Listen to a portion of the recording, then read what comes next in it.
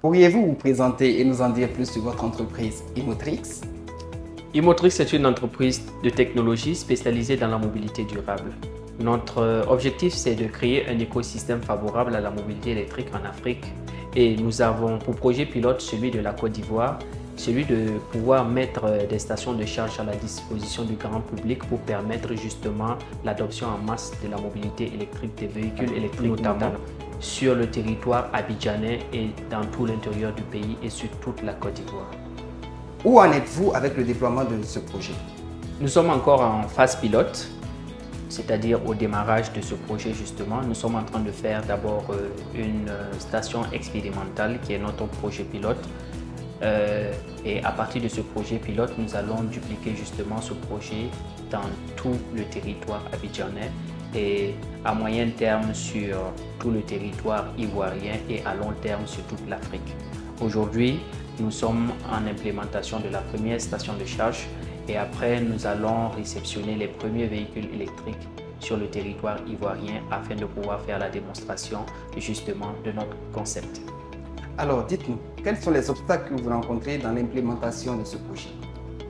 Les obstacles majeurs que nous rencontrons dans l'implémentation de ce projet résident d'abord dans l'évolution des mentalités, parce que très souvent on a été habitué justement à un système qui est appuyé aujourd'hui sur les véhicules thermiques. Les gens achètent, c'est vrai, le carburant assez cher, le pouvoir d'achat des populations diminue, mais les gens ne sont pas conscients du fait que cette technologie pourrait être une opportunité pour leur pouvoir d'achat. Donc aujourd'hui, les gens combattent encore, peut-être volontairement ou involontairement, encore cette nouvelle technologie parce que tout changement, toute révolution est difficile. Donc on est encore au stade embryonnaire. Donc d'abord faire évoluer les mentalités, c'est un obstacle. Et l'écosystème n'est pas aussi favorable que ça, que ce soit sur le point de vue financier, que ce soit au niveau des institutions financières et tout ça, pour pouvoir accompagner ce type de projet-là. Malgré tout ce qui se dit sur les médias, l'accompagnement sur les projets de mobilité durable et tout ça, ce n'est pas la réalité que nous rencontrons sur le terrain. Mais malgré tout, nous sommes déterminés à pouvoir aller jusqu'au bout et ça fait partie des obstacles que nous rencontrons sur le terrain. Alors, quelle stratégie adopteriez-vous pour pouvoir atteindre vos objectifs vu de nombreux obstacles cités? Pour ce qui concerne la stratégie, nous avons décidé de nous inspirer de modèles qui marchent, que ce soit au niveau local et à l'étranger, que ce soit sur des business models qui sont déjà existants, notamment par les franchisés. Nous avons décidé de lancer un programme justement de franchisés pour permettre à tous ceux qui ont d'autres ressources aussi, qui s'intéressent justement à ce domaine-là, pour pouvoir démocratiser la vision de sorte à ce que chacun puisse dupliquer ça à son niveau. Voilà pourquoi on veut développer justement notre concept en termes de franchise. Le deuxième point réside aussi dans le fait que nous allons faire appel à des partenaires locaux et internationaux qui vont essayer de nous accompagner justement dans ce sens-là. On a déjà commencé. Aujourd'hui, on a établi plusieurs partenariats avec des partenaires sur le niveau asiatique, notamment en Chine et puis aussi à Dubaï, on a quelques partenaires là-bas qui nous accompagnent justement dans l'implémentation de ce projet. Il aurait été plus intéressant d'avoir des partenaires locaux, mais malheureusement, comme je l'ai dit tantôt, les mentalités ne sont pas encore évoluées au point de pouvoir faire confiance à ce type de projet-là parce que ce qu'on rencontre généralement, les gens trouvent que c'est beaucoup trop innovant pour notre contexte. C'est pas encore adapté à notre contexte, c'est pas encore adapté à l'Afrique. Donc je pense qu'on doit changer notre approche justement par rapport à ce type de projet-là.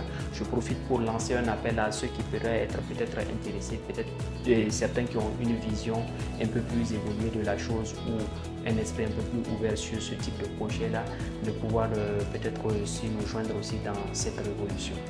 Nous avons entendu parler d'une conférence formation sur les enjeux et les perspectives de la mobilité électrique en Afrique. Vous pouvez nous en dire plus, M. Kaboré? Effectivement, il y a eu une conférence formation prévue le 9 mars prochain sur les enjeux et les perspectives de la mobilité électrique sur le continent africain. Et justement, on a décidé de pouvoir étudier justement le contexte africain et pouvoir savoir en quoi la mobilité électrique pourrait être une opportunité pour l'Afrique, que ce soit le type d'activité qu'on pourrait retrouver derrière cette activité-là et aussi comment permettre justement cette transition, que ce soit au point de vue des techniciens, pour ceux qui assuraient par exemple la maintenance et la réparation de nos véhicules habituellement, et également ceux-là par exemple qui nous approvisionnaient en termes de carburant et tout ça, comment se reconvertir dans cette activité, parce que pour ceux qui ne le savent pas, les véhicules à combustion seront bannis bientôt.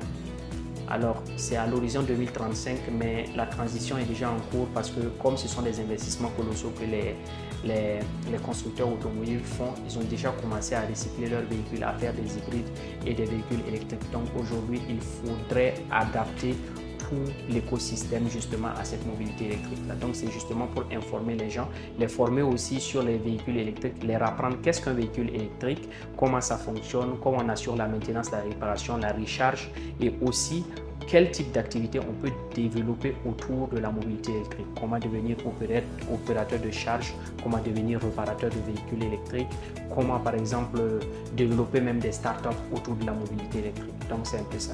Merci. Alors, M. Kaboré, nous tendons vers la fin. Votre mot de fin serait? Avec Emotrix, nous conduisons l'Afrique à l'électrique.